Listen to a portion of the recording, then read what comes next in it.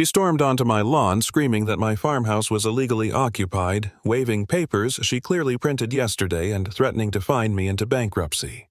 By the time she was done, I wasn't just being accused of breaking HOA rules, I was being told I had 24 hours to surrender my dream home or face enforcement. And the wildest part, my property isn't even in an HOA. I'm Marcus, an engineer, and for 3 years I researched every corner of this land before buying it. County maps, title insurance, 3 different lawyers, even the original deed from the 1870s.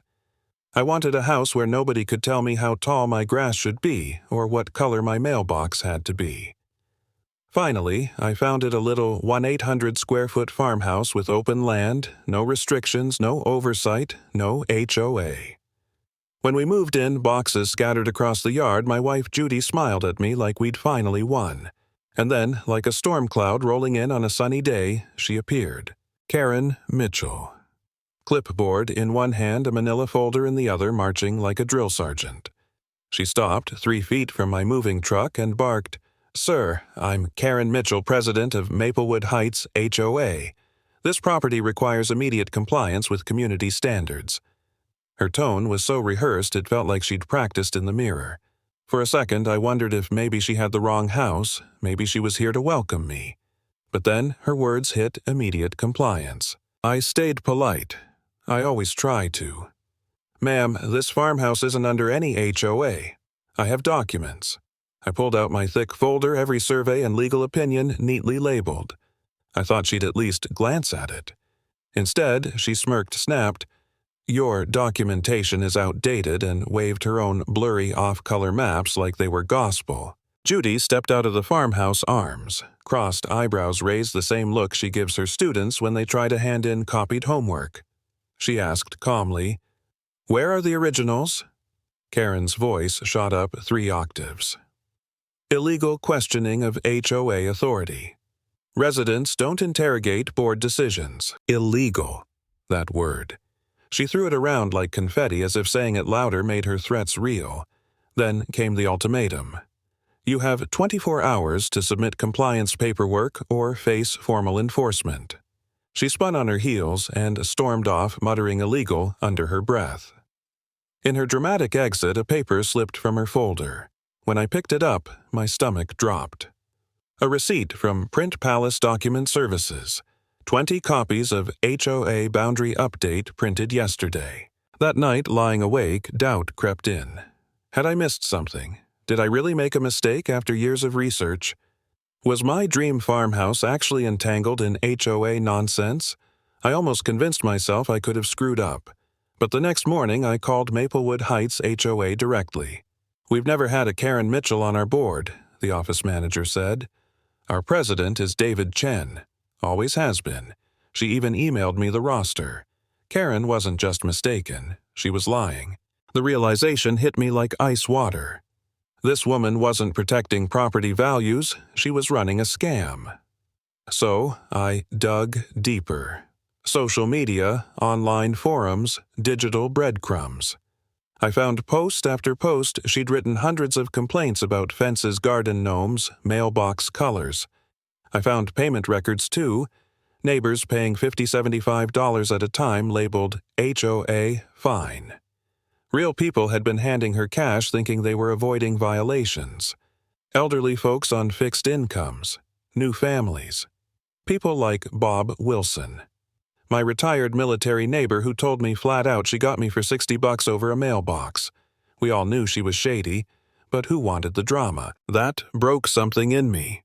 This wasn't just about my farmhouse anymore. Karen was bleeding the neighborhood dry with fake authority. So I did what any engineer would do. I set up controlled observation. A camera on my property line aimed only at public space. Within 2 nights, it paid off. Footage of Karen at 11 p.m. hunched over a professional printer in her home office laminating official notices. Footage of her slipping a violation into my mailbox, stepping back, photographing it like evidence. Proof that she was staging her own cases. Seeing it was worse than imagining it. Mrs. Peterson, our elderly neighbor, shuffling to Karen's yard with an envelope of cash. Hands trembling. saying yes ma'am like a kid apologizing to a teacher. That was the moment I almost gave up. I sat on my porch watching the footage thinking, what's the point? People are paying her because they're scared. Who am I to fight this? For a few hours, I honestly thought about packing it in, keeping my head down, and hoping she'd leave us alone.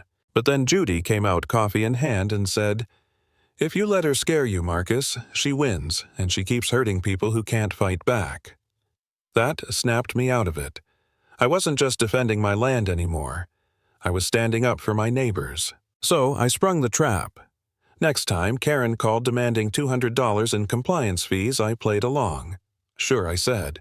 But I need the full documentation package, board meeting minutes, financial records, the works. She fell for it. The next morning, she strutted into my kitchen rolling a briefcase dressed like she was on her way to court.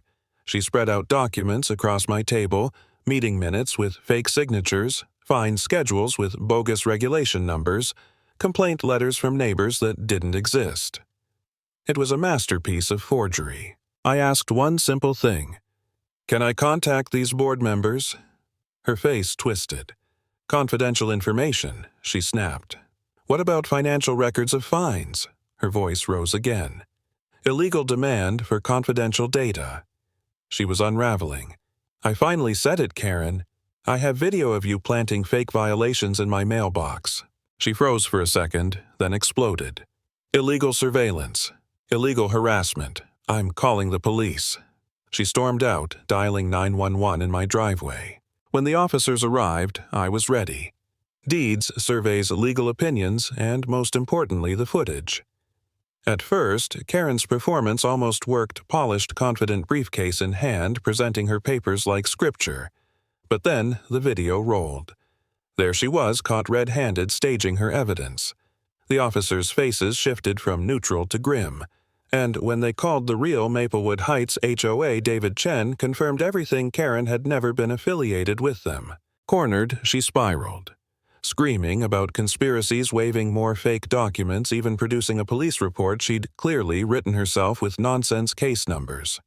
By the end, she was shouting at the officers that they were illegal, accusing them of being part of some plot against her. They warned her impersonating authority and forging documents are serious crimes. The final blow came at the community meeting David organized. Dozens of neighbors showed up, some clutching receipts from fines they'd paid. Karen marched in like she owned the place, set up her materials, and declared, I am the only true HOA president. Then David calmly laid out the real records and corporation papers, bank statements, meeting minutes. One by one, neighbors testified Mrs. Peterson with her $40 garden gnome fine. Bob Wilson, with his $60 mailbox, charged others with hundreds more.